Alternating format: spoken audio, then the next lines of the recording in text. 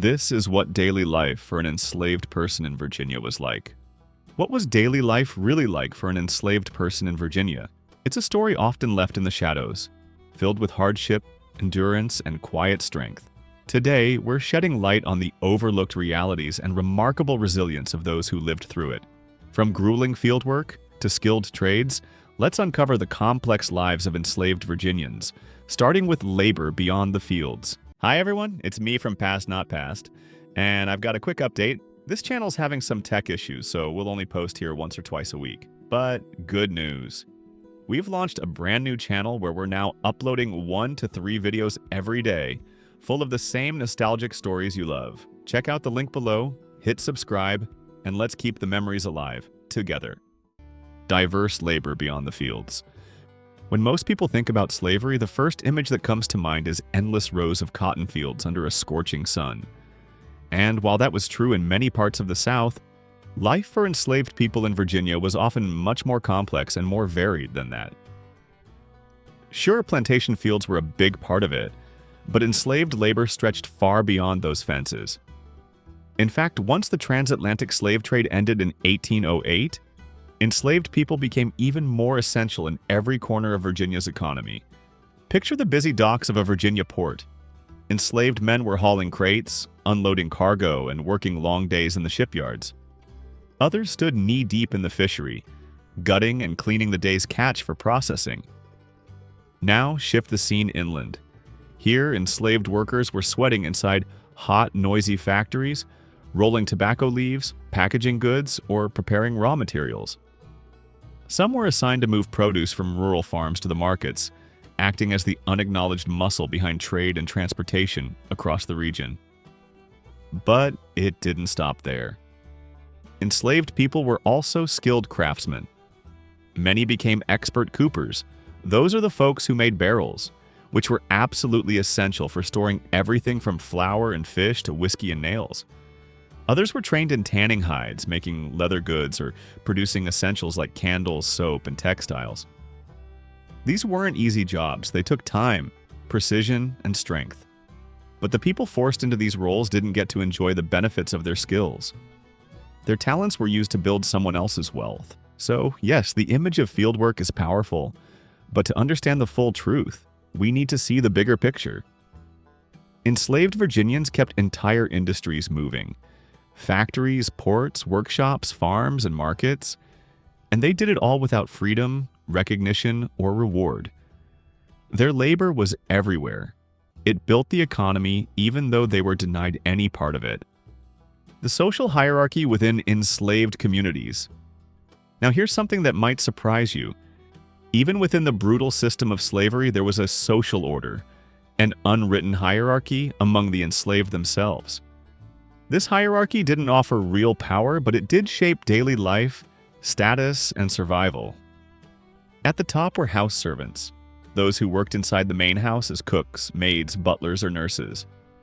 They often wore better clothing, ate leftover food from the enslaver's table, and sometimes lived in attached quarters or nearby outbuildings. Being so close to the enslaver meant constant supervision and a greater risk of emotional or physical abuse. But it also gave them certain privileges that field hands never had. Next were skilled laborers, blacksmiths, carpenters, coopers, and tanners. Their trades were essential to the plantation economy, so they were often more respected and sometimes even hired out for outside work. This gave them slightly more autonomy, but their labor still fully benefited their enslavers. Stable hands also held a unique position.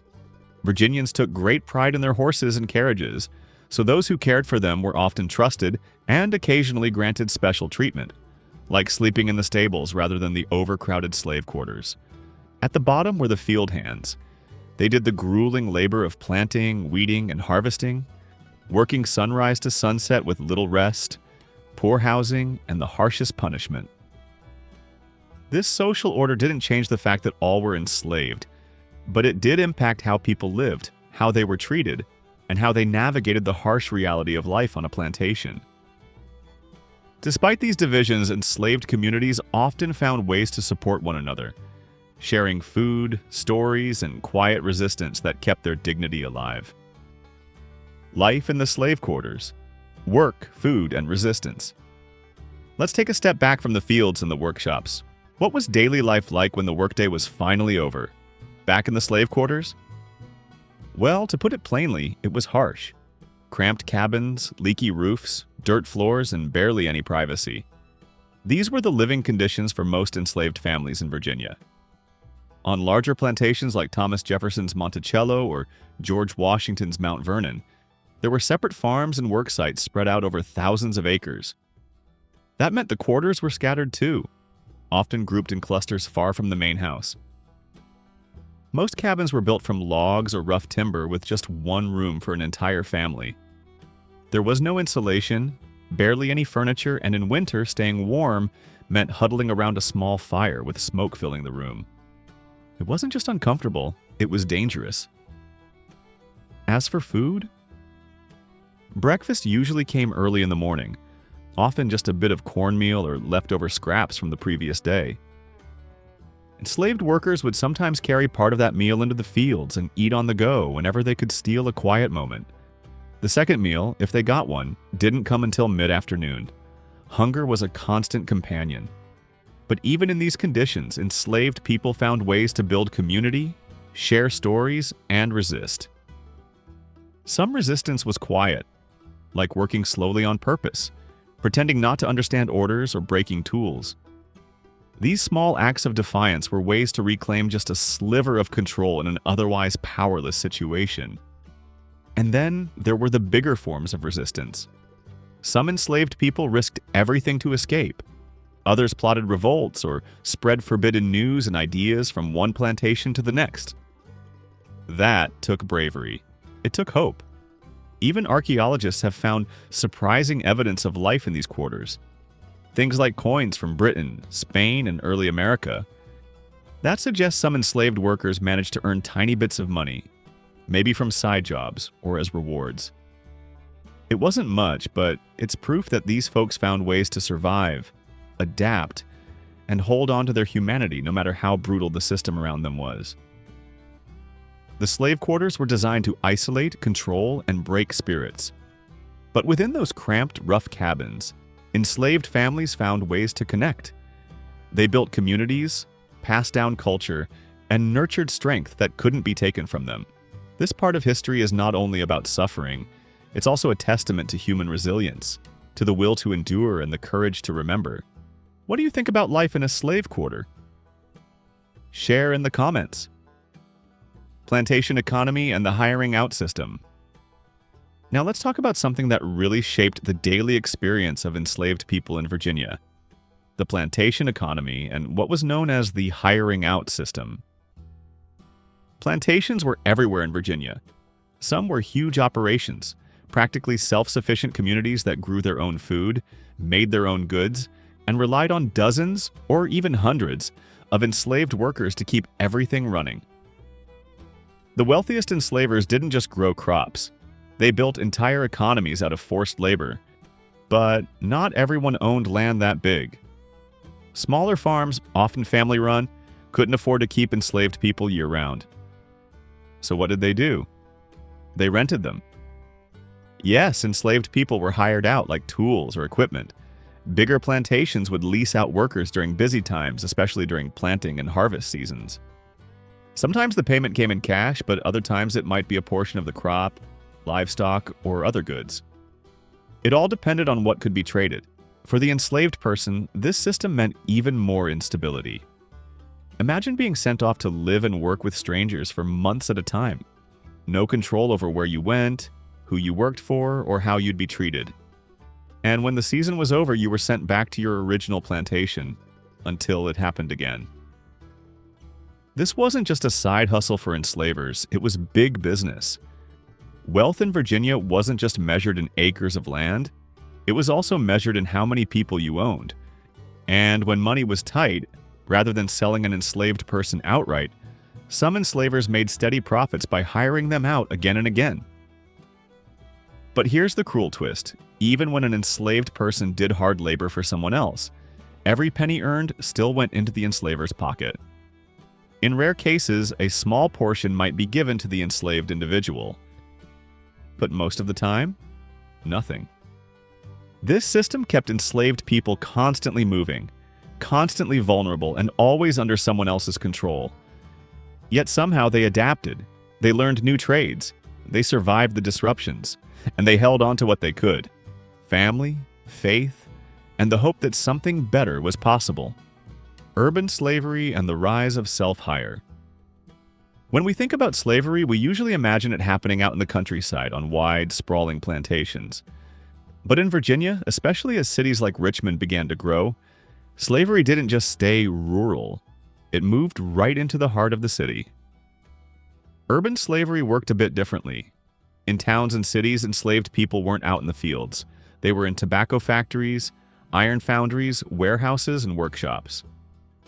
Take the Tredegar Iron Works, for example. It became a huge supplier of weapons and equipment for the Confederacy during the Civil War. And it was built in large part by the forced labor of enslaved men. But here's something you might not expect. Most urban enslavers didn't actually own that many people. Not because they had a change of heart, but because they didn't have the space. Urban living meant tight quarters, small lots, and no room for big slave quarters. So instead of buying enslaved people, city merchants and business owners would rent them from nearby plantations. That gave rise to something pretty unusual: some of the first commuters in American history. Every morning, groups of enslaved people would travel into the city to do their jobs, and then at night, they'd walk all the way back to their plantations. And because they were constantly at risk of being stopped or questioned, they had to carry passes, documents signed by their enslavers, showing they had permission to be out in public. If they didn't have those papers, they could be arrested, beaten, or worse. But out of this system, something rare emerged, a practice called self-hire. Some enslaved people had skills that were in high demand: blacksmiths, carpenters, coopers, and cooks. These individuals could sometimes strike a deal with their enslavers. The arrangement went like this: they'd go find their own work in town, earn their own wages, and then hand over a portion, usually the majority, of what they made. Whatever was left, they could keep. Now let's be clear, they were still enslaved. Their time wasn't their own, and they lived under constant threat. But compared to plantation life, this gave them something extremely rare: a small amount of control. They had to find their own food and shelter, manage their own schedules, and negotiate their own deals. In doing so, they built relationships across town, developed reputations, and sometimes, just sometimes, they saved enough money to buy their own freedom, or that of a loved one. Of course, this freedom frightened white authorities. As the number of self-hired workers grew, so did the anxiety. What if these skilled laborers organized? What if they helped others escape? In response, laws were passed to crack down: curfews, movement restrictions, and tighter surveillance from slave patrols. Still, for many enslaved people, self-hire was a lifeline. It offered a glimpse, just a glimpse, of what freedom could look like. And for some, it was a stepping stone on the long, dangerous road toward liberation. The essential role of skilled labor: coopers and textile production. The backbone of Virginia's plantation economy that doesn't get nearly enough attention: skilled labor. Not every enslaved person was swinging a hoe in a field. Many were trained craftsmen, and without their expertise, the entire system would have struggled to survive. One group in particular played a massive role: the coopers. These were the men who made barrels, casks, and wooden containers of all shapes and sizes. Now, that might not sound all that impressive at first, but think about this. Just about every major product on a plantation had to be stored, preserved, or shipped. Flour, cornmeal, tobacco, whiskey, nails, salted fish, and meat. You name it. All of it needed containers. And those containers had to be strong, waterproof, and perfectly built to make it to market in one piece. That's where the coopers came in. Their job was highly technical and physically demanding. They had to shape wooden staves, fit them tightly, seal them with fire and water, and finish them with iron hoops. If even one barrel was off, goods could spoil or be lost in transit. In short, these men didn't just make barrels, they helped make plantation profits possible. But coopers weren't the only skilled laborers making a difference. By the early 1800s, plantations were starting to lean more heavily on textile production too. And guess who made that happen? Enslaved women and girls, mostly. At Thomas Jefferson's Monticello, for example, he converted what had once been slave housing into a full-blown textile workshop. Inside, enslaved workers spun cotton and wool, wove cloth, and prepared hemp fibers, all to produce clothing for the enslaved population itself. It wasn't just manual labor either. Jefferson actually invested in machines, spinning wheels, looms, and other equipment to turn raw materials into usable fabric. That tells you how important this work was to plantation self-sufficiency. It saved enslavers money, reduced dependence on outside suppliers, and gave them even more control over every aspect of enslaved people's lives. And here's the tragic irony. While these men and women developed real, marketable skills, ones that might have led to a decent living if they'd been free, they were never allowed to benefit from their own abilities. Their knowledge, their craftsmanship, their long hours of labor, they all served someone else's wealth. Still, they mastered these trades. They built reputations. They passed their knowledge down. And in some rare cases, that skill became a path toward bargaining for better treatment, or even freedom. We often focus on the physical hardship of slavery, but behind the labor were minds full of skill, precision, and craftsmanship. Enslaved artisans weren't just working with their hands, they were building, shaping, and solving problems every day. The plantation economy didn't survive on brute strength alone. It thrived because of their expertise. Alcohol production and control on plantations. Here's a part of plantation life that doesn't get talked about much. Alcohol. By the late 1700s, many Virginia plantations weren't just growing crops. They were brewing and distilling their own alcohol. And just like everything else, enslaved labor was at the center of that process. Enslaved people were trained to become brewers and distillers, learning the full craft from start to finish. They prepared the mash, fermented it, operated the stills, and monitored the entire brewing process. This wasn't easy work. It required a careful eye, patience, and real skill to make sure the final product was high quality and consistent. Alcohol wasn't just a luxury, it was a profitable product. Plantations used it to trade, sell, or even use as payment in some cases. So having enslaved workers who knew how to run the operation meant more money in the enslaver's pocket. And yet again, none of it went to the people actually doing the work. Now here's the strange and cruel contradiction. While enslaved people were the ones making the alcohol, they were often punished just for possessing it. Overseers had the authority to hand out harsh punishments if someone was caught drinking. In some cases, enslavers insisted that only they could approve whether an enslaved person could even have a sip. Rules varied from one plantation to the next. Some enslavers turned a blind eye to moderate drinking, especially during celebrations or holidays. Others cracked down hard, seeing any alcohol use as a threat to control and order. After all, an enslaved person with a little freedom or joy, even temporary, was something many white enslavers found threatening. Alcohol may seem like a minor part of plantation life, but it exposes deeper truths about control and exploitation. Enslaved people were skilled enough to produce high-quality spirits, yet they faced punishment for even possessing what they made. It's a stark example of slavery's cruelty, demanding talent, then using fear to keep that talent in chains. The demands of domestic service. Let's talk about the place where life looked fancier on the surface. But for enslaved domestic workers, it came with a whole different kind of pressure. Working inside the enslaver's home wasn't a break from hardship. In fact, in many ways, it was even more demanding. Enslaved women and men who were assigned to domestic service had to be ready, day or night, to meet the needs of the enslaver and their guests.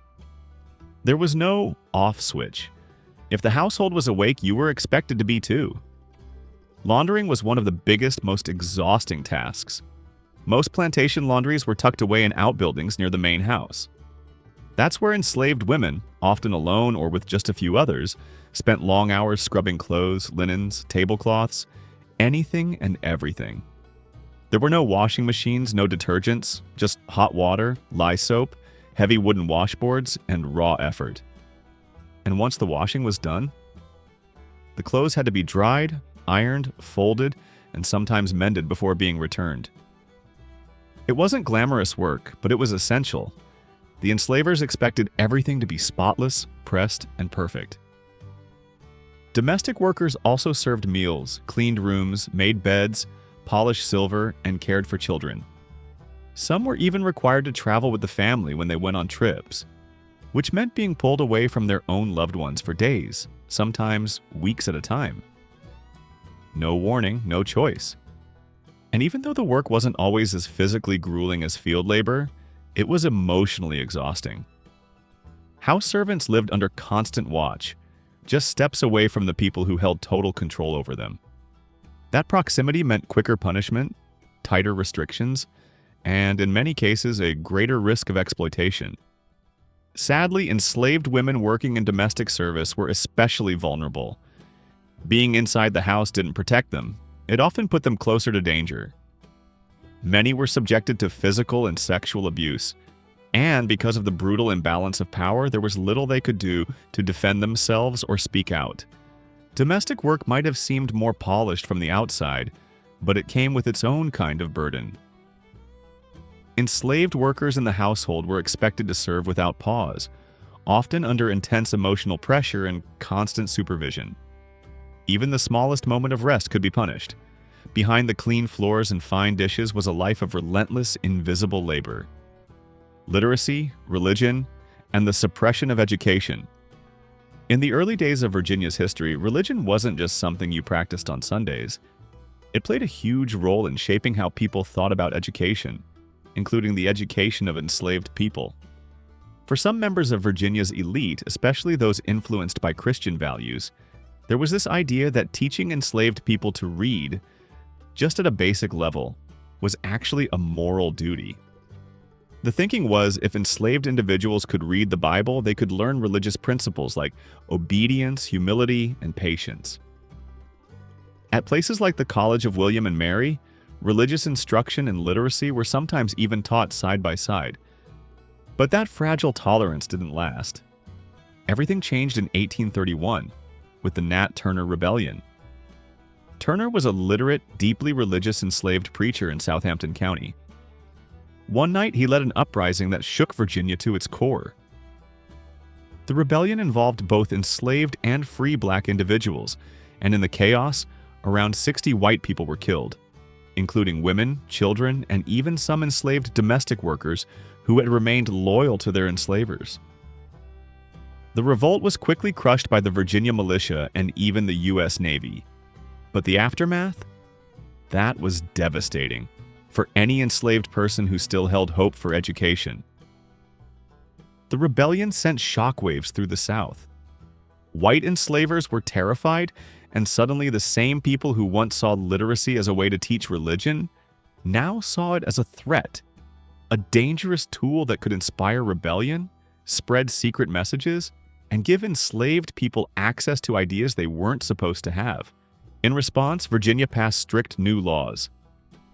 Teaching an enslaved person to read or write became a crime, punishable by fines, jail time, or worse. Other southern states followed suit. The goal was clear: to cut off access to knowledge and, with it, any chance of resistance or freedom. What once started as a religious obligation quickly turned into a source of fear. Literacy became a threat, something enslavers believed could spark rebellion. Enslaved people who had once been allowed to read scripture were now banned from even touching a book. Education, instead of offering hope, became something to suppress at all costs. Still, in the face of all this, many enslaved people found quiet ways to learn. They passed knowledge in whispers through songs, stories, and memory. Because even if the laws tried to take away their right to read, they couldn't take away their desire to know, to understand, and to be free. Winter labor on the plantation. When we think about plantation life, we usually imagine hot summer days, sunburned fields, and long harvests under a blazing sky. But here's the thing, the work never stopped, not even when winter rolled in. Cold weather didn't bring relief. It just brought different kinds of labor. Even in freezing temperatures, enslaved people were expected to be up before dawn. They'd huddle in their poorly heated cabins, maybe warm their hands over a dying fire, and then head out into the cold. Snow, sleet, rain, it didn't matter. The plantation still needed to run. In the winter months, tasks shifted.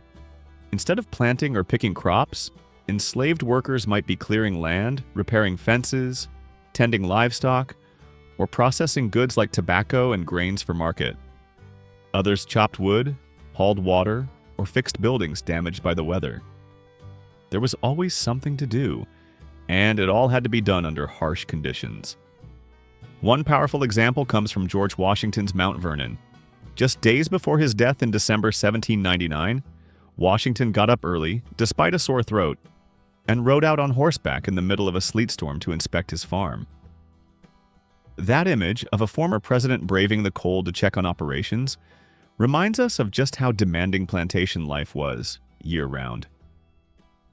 But let's not forget who made it all possible. While Washington was riding around, it was enslaved people doing the real work, slogging through mud, hauling materials, repairing infrastructure, all while facing freezing winds and long, dark days. There were no coats provided, no boots, no gloves, just layered rags and the will to survive. Winter also brought extra hardships inside the quarters. Keeping warm was a struggle. Fires were small, fuel was limited, and cabins were drafty. Illness spread easily. And for many, the cold months felt longer and heavier. Not just physically, but emotionally too. Anyone imagining that winter brought relief for enslaved people would be mistaken. The cold didn't pause the labor, it simply brought a different kind of hardship. The pace may have shifted, but the demands and the suffering continued without rest. But through it all, they endured. They adapted. And they found ways to keep going, even in the coldest, darkest parts of the year. Maintaining African culture and facing harsh realities. Despite everything, despite the pain, the punishments, and the constant surveillance, enslaved people in Virginia didn't lose their identity. In fact, they held on tightly to the roots of their culture, passing it from one generation to the next, even in the most brutal conditions.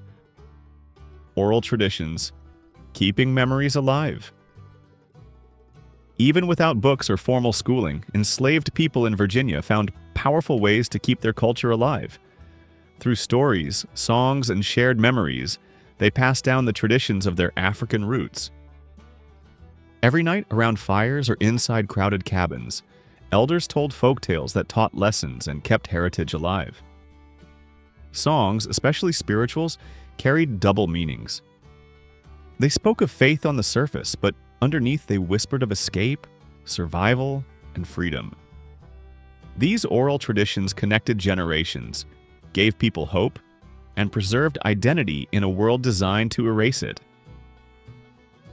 The harsh reality of punishment. But alongside this strength was a brutal truth. Life under slavery meant constant fear of punishment. A missed task, a look, even just being in the wrong place at the wrong time, could lead to beatings or worse. Runaway slave ads often described scars, brands, or missing fingers, evidence of past abuse. Some enslavers gave full power to overseers, while others kept punishment under their own control. Either way, violence was a tool, used to intimidate, dominate, and control. Yet in the face of this cruelty, enslaved people still resisted, still remembered who they were, and still held on to the hope of freedom. The path to freedom, apprenticeship, and the Underground Railroad. For most enslaved people, freedom felt impossibly far away, but there were rare moments, tiny cracks in the system, where opportunity appeared. Apprenticeship, a glimpse of opportunity. In rare cases, enslaved individuals were placed into apprenticeships with skilled tradesmen, learning carpentry, ironwork, leather crafting, or weaving. These weren't acts of kindness, but business arrangements. Enslavers saw value in training enslaved people to boost their worth or rent them out at higher prices. While still under ownership, apprentices were usually fed, housed, and trained by the craftsmen. Sometimes, if they were lucky, they could earn small wages or tips. And in a few rare instances, these skills became bargaining tools, opening the door to buy their own freedom or that of a loved one. The Underground Railroad, a secret path to freedom. For those with no legal way out, the Underground Railroad offered a dangerous but powerful alternative. It was a secret network of safe houses and brave individuals, both black and white, who helped enslaved people escape to the north. Because Virginia bordered free states like Ohio, it became a critical route. Escaping meant risking your life, but many took the chance. Some were helped by others still enslaved, who fed and sheltered them in silence. It wasn't just a physical journey, it was a leap of faith, fueled by courage, resilience, and the belief that freedom was worth everything. Slavery during the Civil War and the dawn of Reconstruction. The Civil War marked a turning point, not just for the country, but for enslaved people across Virginia. As the war raged, enslaved people in Confederate-controlled areas were still forced to work, this time for the military. Some dug trenches, built fortifications, or cooked for soldiers. Their status was uncertain. Many were labeled as contraband, not quite enslaved anymore, but not truly free either. Everything changed in 1863 when President Lincoln issued the Emancipation Proclamation. It declared freedom for enslaved people in Confederate territories. But for many, that freedom was slow to arrive and came with serious challenges. After the war ended, the period known as Reconstruction began. And while slavery was officially over, life was far from easy. Most formerly enslaved people had no land, no money, and no education. Many ended up in sharecropping arrangements with the same landowners who had once enslaved them, keeping them trapped in poverty. Still, they pushed forward. They built churches, opened schools, reunited families, and laid the foundation for future generations. It wasn't the end of struggle, but it was a new beginning. Out of pain came persistence. And from centuries of injustice came a powerful, unstoppable desire to reclaim dignity, freedom, and hope.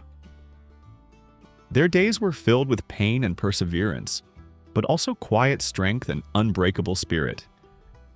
Enslaved people in Virginia didn't just endure, they shaped history.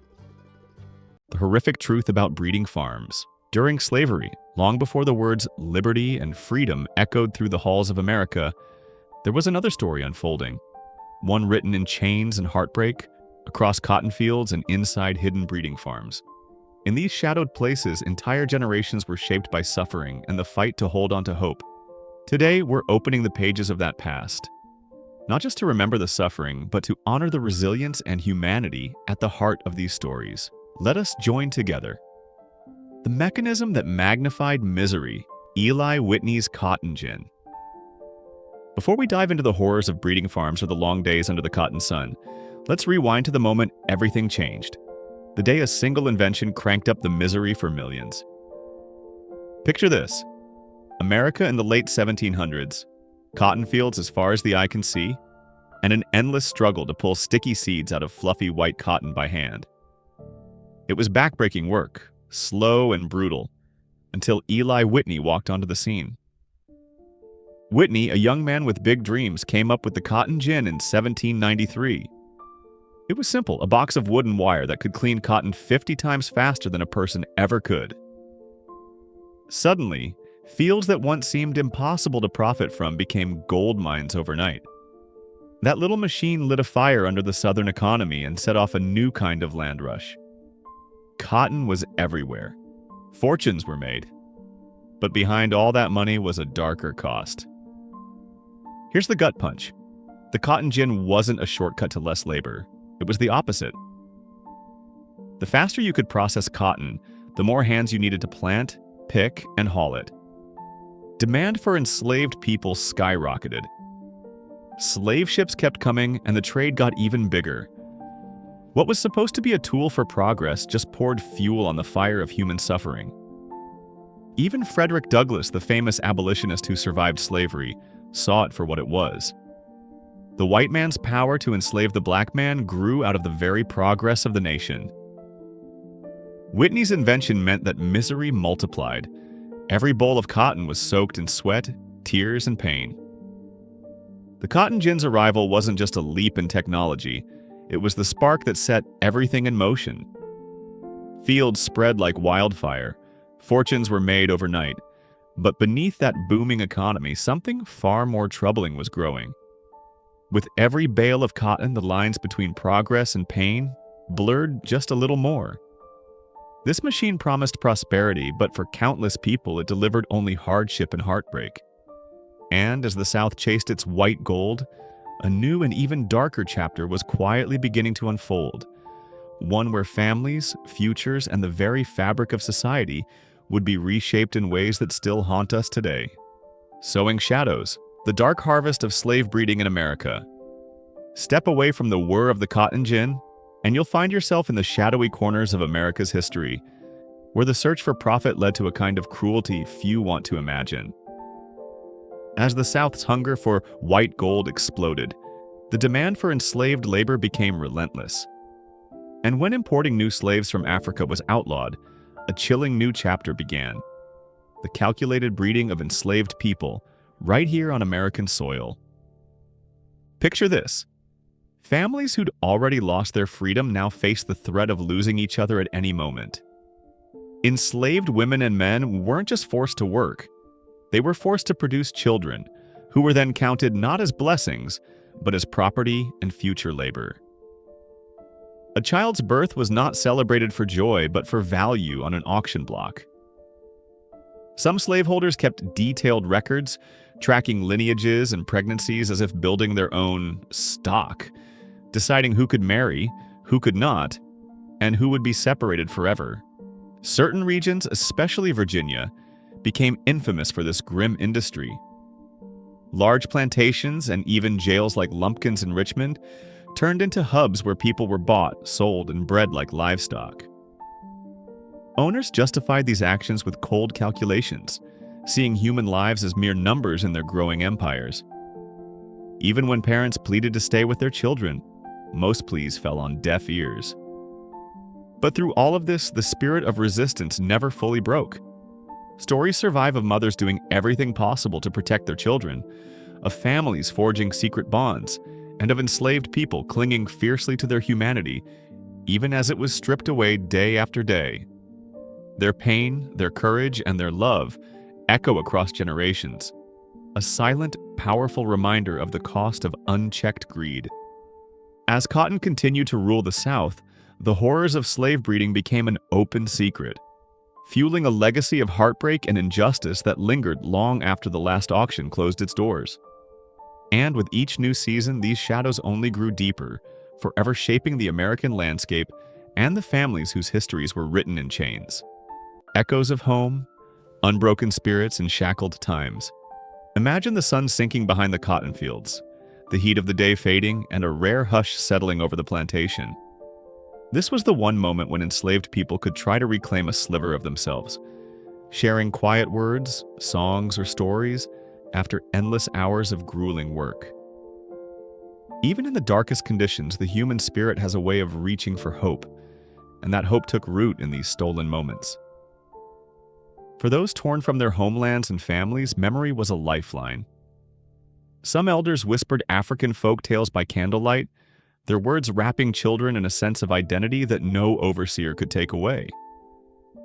Songs drifted through the night, spirituals filled with longing, coded messages of escape, or just the need to survive one more day. These melodies, carried from one generation to the next, became a kind of secret resistance, proof that even shackled hands could hold tight to a sense of self. Within cramped cabins, families built their own networks of support. Aunties and uncles weren't always blood relatives. They were the neighbors who became stand-in parents, the friends who offered comfort, the community that stepped in when the worst happened. In the face of forced separations and constant threats, these bonds became the strongest defense against despair. And through all this, faith and tradition endured. Some found comfort in Christianity, blending it with West African customs and creating a new kind of worship, one filled with call and response singing, prayer circles in the woods, and baptisms in moonlit rivers. For many, these moments weren't just about religion. They were about dignity, togetherness, and the belief that freedom, if not in this life, then in the next, was possible. The story of enslaved people in the South is also one of grit, creativity, and endurance. The music, the stories, and the shared memories created roots that ran deeper than any chain. Even as families were pulled apart, their culture and spirit kept echoing across generations, across miles, and across history. In the shadow of the iron collar, power's grasp on the plantation. On the surface, southern plantations could look almost peaceful. Wide verandas, swaying trees, grand houses perched at the heart of rolling fields. But underneath that facade was a system built on constant control and calculated fear. The real power on a plantation wasn't just in the size of the land or the weight of gold in the owner's pocket. It was in the tools of domination wielded every single day. Control took many forms. For some, it was the heavy iron collar, cold, unyielding, and impossible to forget. Locked around a person's neck as punishment or a warning, it marked them as a target, a reminder to everyone what happened if you resisted or tried to run. Just imagine carrying that weight with you, every hour, every step, feeling it dig into your skin as you tried to work, to eat, to rest. But not all chains were visible. Fear itself was a powerful weapon. Enslavers threatened families with separation at the drop of a hat. A mother could be sent one way, a child another, and a father never see his family again. All at an overseer's whim. The fear of losing loved ones, of never knowing if tomorrow meant another goodbye, kept people under a silent, unspoken pressure day after day. Punishments were designed not just to hurt, but to break spirits. The infamous whipping post, scarred and splintered from years of cruelty, stood as a warning to anyone who might think about fighting back.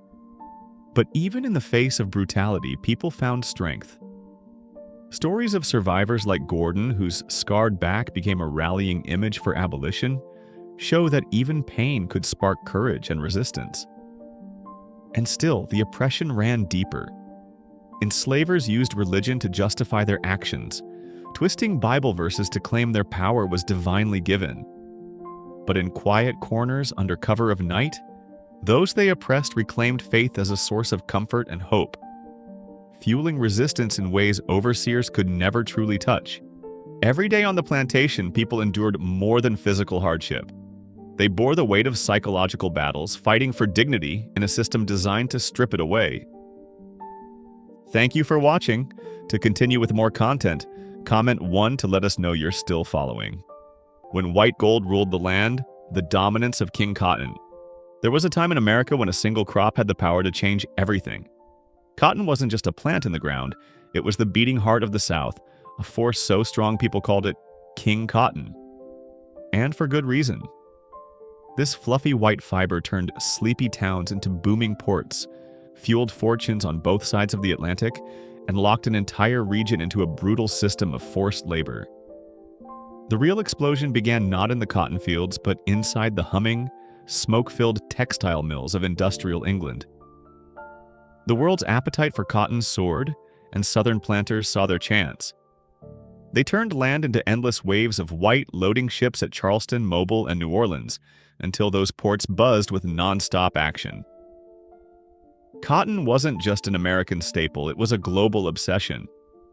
One historian even said, "Cotton is king," and he waves his scepter not only over these 33 states, but over the island of Great Britain and over continental Europe. By the 1830s, nearly 2/3 of all U.S. exports was cotton. Nothing else even came close.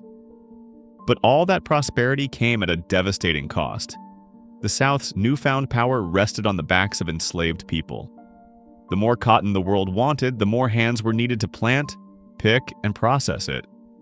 By 1860, around 4 million enslaved men, women, and children worked those fields, their labor enriching a small group of powerful landowners. And it wasn't just the South that benefited. Northern bankers, ship captains, and English factory owners all grew wealthy from this tangled web.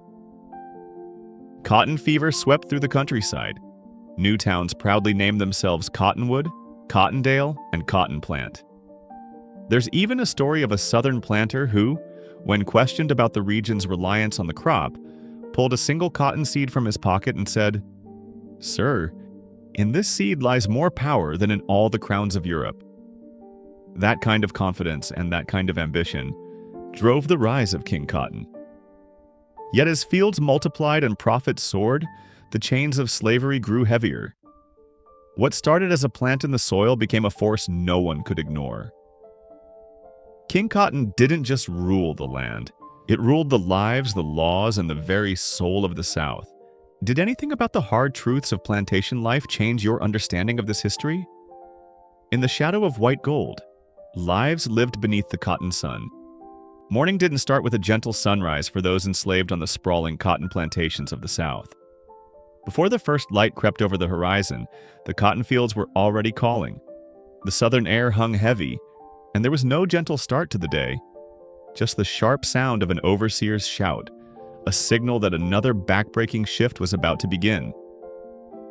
This was life under the rule of white gold, a reality measured not in acres or bales, but in the sweat and pain of those forced to work the land. From the moment they rose until well after sunset, enslaved men and women endured relentless labor. Their hands bled from picking cotton and hauling sacks that never seemed to get lighter. Yet, their work wasn't limited to the fields. Many were skilled in trades like carpentry, masonry, or blacksmithing, talents that kept entire plantations running, though the reward was always the same: more control, never freedom. Women carried a double burden, dividing their days between fieldwork and domestic tasks in the plantation house. They cooked, cleaned, mended clothes, and cared for children, often their own and sometimes those of the enslavers. Every task was a reminder that here ownership extended even to your time and your body. Despite the grind, there were moments when the human spirit refused to give in. Evenings, though short and weary, offered a sliver of normalcy. Families gathered for simple meals, shared news, or sought comfort in each other's presence. Some nurtured small gardens for extra food, while others told stories or hummed quiet songs passed down through generations. Music, laughter, and faith became forms of quiet rebellion. Spirituals carried hidden messages and hopes for freedom, while the rare Saturday night dance or Sunday gathering offered a precious escape from daily hardship. In the darkness, these fleeting joys became lifelines, ways to remember, resist, and keep dignity alive. Life beneath the cotton sun was grueling and uncertain, but within those daily struggles, people built community and nurtured hope. Their strength didn't come from what they endured, but from the ways they looked out for one another, planting seeds of dignity that would endure long after the last bale of cotton left the fields. Their courage, quietly passed from one generation to the next, still resonates wherever their stories are shared. Even stripped of nearly everything, enslaved people found ways to keep hope alive, weaving strength and spirit into the heart of their daily lives. Cotton's shadow, the tangled threads leading to war. By the mid-1800s, cotton was far more than just a crop in the American South. It was a symbol of status, wealth, and the Southern way of life. Cotton dictated who had power, who had money, and more than anything, who controlled the future. But as the country grew, the South's dependence on this white gold became both its greatest strength and its deepest weakness, setting the stage for a national crisis that would tear the United States apart. The more the world wanted cotton, the more the South dug its heels into the system that made mass production possible. Slavery? Cotton fields stretched from Virginia down to Texas, powered by the hands and lives of nearly 4 million enslaved people by 1860. This booming trade turned Southern planters into a powerful elite, while the North's rapid industrialization and growing abolitionist sentiment created a growing divide. The profits from Southern fields fed not just plantation owners, but also bankers in New York, shipping magnates in New England, and mill owners across the Atlantic in England. Cotton money was everywhere, entwining the fate of slavery with the entire nation. But beneath the prosperity, cracks were spreading. Abolitionists in the North published stories and novels like Uncle Tom's Cabin, exposing the brutal reality behind the plantation myth and sparking outrage. Political compromises like the Missouri Compromise and the Kansas-Nebraska Act tried to balance the power between free and slave states, but only deepened the tension. Radical acts like John Brown's raid on Harper's Ferry made it clear that the fight over slavery was reaching a boiling point. When Abraham Lincoln was elected president in 1860, Southern leaders saw it as a threat to their entire way of life. They believed that without slavery, their cotton empire would collapse. Secession followed and the Civil War erupted, fueled by decades of anger, fear, and cotton-stained ambition. Sacred dualities, the divine dance of oppressor and oppressed. Plantation life wasn't just a daily struggle for survival. It was also a battleground for souls. Faith for enslaved people became both a comfort and a quiet form of rebellion. While enslavers stood in church pews on Sundays, using carefully chosen Bible verses to defend their rights, the people they held in bondage were shaping their own spiritual world, one rooted in hope, memory, and resilience. It's a strange duality. On one hand, powerful planters and preachers twisted religion to claim that slavery was part of a divine plan, even reading from scriptures that commanded obedience. On the other, enslaved families gathered in the shadows, sometimes in the woods, sometimes behind cabin doors, whispering prayers and singing songs that spoke of freedom and deliverance. Out in the fields, you might hear the haunting call of a spiritual drifting across the cotton rows, blending African rhythms and Christian words into something new. These weren't just work songs. They were coded messages, passing news, building community, and keeping hope alive in places where hope was hard to find. Swing Low, Sweet Chariot wasn't just a hymn. It was a signal, a comfort, and a quiet act of resistance. Some, like Denmark Vesey in Charleston, drew inspiration from Bible stories to imagine escape and revolt, calling on the tale of Moses leading his people out of bondage. For many enslaved people, the river wasn't just a place to work. It became a sacred space for secret baptisms and midnight worship, where water could wash away not just dust, but pain and fear. Faith gave people strength when nothing else did. It gave them a language to dream in, to mourn, to remember lost loved ones, and to claim a piece of dignity stolen in daylight. The same scriptures used to justify their suffering were, in their hands, transformed into stories of survival and hope. It's here, in this delicate dance between oppressor and oppressed, that you find the spiritual heart of the South. A place where music, faith, and community turned suffering into something that could not be broken. And while planters might have believed themselves masters of both body and soul, they could never quite silence the song of resistance echoing beneath their own rooftops. Shadowed journeys, the silent torrent of America's inner slave trails. There's a part of America's history that rarely gets told in textbooks. A chapter filled not just with forced labor, but with forced migration. After the United States banned the transatlantic slave trade in 1808, the nightmare didn't end. It just changed direction. Instead of ships crossing the ocean, there were now long, grim processions of enslaved people marching south and west, deeper into the cotton heartlands. Cities like Richmond and New Orleans became busy hubs, not just for selling cotton, but for selling human beings. Slave pens dotted the city blocks, their walls holding the cries and hopes of families about to be torn apart. Auction blocks set up right in public squares turned lives into currency. People were bought and sold, with barely a moment's notice, and families were split. Parents from children, siblings from each other, sometimes forever. Traders like Isaac Franklin and John Armfield built fortunes by moving thousands of people from Virginia and Maryland to the booming plantations of Mississippi and Louisiana. They forced their captives into chains, herded them on foot, by wagon, or even on steamboats, hundreds of miles away from the only homes they'd ever known. These journeys were brutal, marked by fear, exhaustion, and a deep sense of loss. For many, the physical chains weren't nearly as painful as the heartbreak of being separated from loved ones. Ironically, the very roads, rivers, and railways that sent people south in bondage became escape routes for the brave. The Underground Railroad ran in secret alongside the slave trails, offering hope and a glimmer of freedom, even when the odds seemed impossible. Even in the nation's capital, within sight of the Capitol Dome, the business of human trafficking was booming. The country's wealthiest and most powerful turned a blind eye, or even profited themselves, while millions suffered in silence.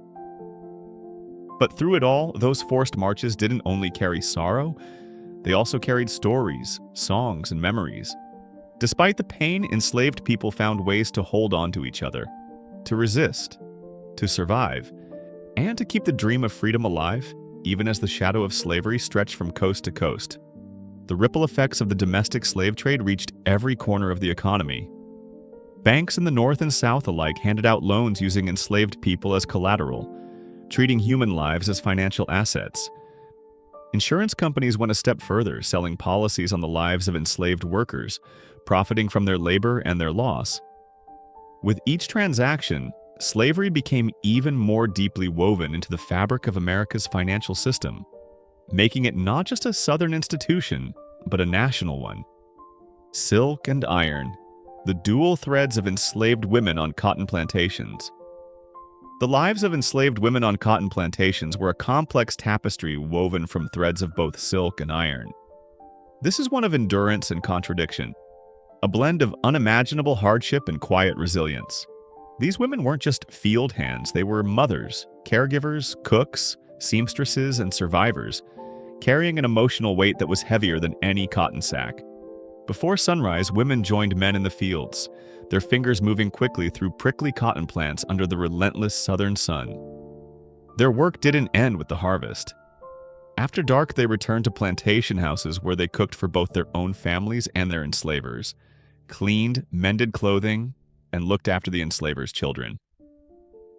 Exhaustion was a constant companion, but so was a fierce sense of responsibility. For many enslaved women, motherhood was a bittersweet reality. Each new child was a source of love, but also a reason for worry, as families could be separated at a moment's notice. Lullabies were sung softly at night, carrying both hope and heartbreak, with mothers never certain if their families would remain together. And then there was the ever-present threat of sexual exploitation.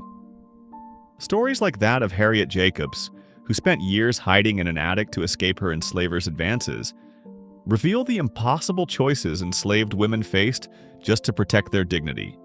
Abuse wasn't just common, it was part of the system. Yet, even amid so much pain, these women forged bonds of sisterhood and created new family networks within the enslaved community. They passed down traditions, shared strength, and found moments of joy where they could, whether it was through song, storytelling, or the simple act of caring for one another. Which moment or detail from these stories of courage and survival hit you the hardest? The tapestries of toil, weaving between cotton, tobacco, and sugar. The American South's fields were painted in more than just cotton white. Tobacco, sugar, and rice each shaped the landscape and the lives of the enslaved in their own punishing ways. While King Cotton ruled the economy and imagination, these other crops stitched together the daily reality of forced labor, each leaving its own mark on the souls and bodies of those who worked the land. Let's step back to the early 1600s in Jamestown, Virginia, where tobacco was the first real cash crop to change everything. Thanks to John Rolfe, who brought a sweeter Caribbean strain to the colony, tobacco quickly became golden weed. It was so valuable it became a form of currency, helping drive the colony's growth and anchoring the system of slavery in Virginia and beyond. Tobacco, unlike cotton, drained the soil fast, forcing constant moves to fresh fields and demanding careful, year-round attention from seedbed to harvest. Enslaved labor was the engine behind it all. The plantations here weren't always as vast as those in the Deep South, but the work was just as relentless. From dawn until dusk, enslaved people planted, tended, harvested, and cured the leaves, all while enduring harsh discipline and punishing conditions. Further south, the climate and the brutality only intensified. Louisiana's sugar plantations were some of the deadliest in America. Sugarcane needed to be cut, pressed, and boiled immediately, or the juice would spoil. That meant work never stopped. Enslaved people labored through sweltering heat in the fields, then moved to the boiling houses where they endured burns, exhaustion, and the ever-present threat of deadly accidents. The saying, "sugar must not wait," summed up the urgency and misery of the job. Sugar production was a round-the-clock operation, and the pressure to maximize profit turned human lives into expendable fuel for the industry. And in the marshy, low-lying coastlands of the Carolinas and Georgia, rice was king. Rice cultivation was a craft, one brought to America by enslaved Africans from West Africa, where their expertise in building irrigation systems and managing wet fields was priceless. Rice farming demanded backbreaking labor, standing for hours in muddy water, working in conditions that bred disease and despair. But sometimes, this specialized knowledge gave enslaved workers a rare sliver of autonomy. Plantation owners often relied on their expertise, allowing a measure of independence in daily work, even if freedom itself was still a distant dream. Sugar, tobacco, rice, and cotton all were woven into the economic and cultural fabric of the South. Each crop required a different set of skills and a different rhythm of work, but all depended on the forced labor, resilience, and ingenuity of millions of enslaved people. Families were built and broken in these fields. Songs were sung, traditions survived, and stories were whispered from one generation to the next, even as backbreaking labor continued under the watchful eyes of overseers. These crops didn't just build wealth for planters, they forged the foundation of a nation at a terrible cost. Behind every bale of cotton, barrel of sugar, or bundle of tobacco was a human life marked by struggle, creativity, and the stubborn will to survive. The true story of the South isn't just about what was grown in its soil, but about the people who made those crops possible, whose stories are still woven through the land today. Echoes of the fields, remembering the cotton legacy. Long after the Civil War ended and the plantations fell silent, the shadow of King Cotton still lingers in America's memory. You can still feel its presence in the red soil of the South, in the melodies of old spirituals, and in the stubborn inequalities that echo through the decades. The legacy of cotton is more than just faded black and white photos or names in a textbook. It's woven into the very fabric of American life. Throughout the 20th century, civil rights leaders looked back at the struggles in those endless fields, drawing strength and purpose from the resilience of those who came before. Martin Luther King Jr., standing on the steps of the Lincoln Memorial, reminded the nation that the fight for justice and equality didn't begin in his own time. It was rooted in the unfulfilled promises made at emancipation. The civil rights movement became a new front in the ongoing battle to address the scars left by centuries of forced labor and injustice. Even today, the conversation isn't over. Museums, memorials, and projects like the 1619 Project invite us to face uncomfortable truths about the nation's past, while art, literature, and music give voice to stories once silenced. Family histories, once whispered in kitchens or found in a box of old letters, are now being shared, examined, and honored, helping new generations connect with their roots. Controversy over monuments and public symbols reveals just how much the legacy of cotton and slavery still shapes our society. Some see these reminders as a part of history. Others feel the pain of old wounds reopened. The past isn't finished with us. It keeps pushing us to ask hard questions, to listen more deeply, and to look for ways to build a fairer future. As America continues to grapple with what came before, the fields where cotton once reigned remain a powerful symbol, a reminder that prosperity and progress often came at a heavy cost. What part of their story stayed with you most? Share your thoughts below, and if this video moved you, please like, subscribe, and pass it along. These stories deserve to be remembered and never forgotten.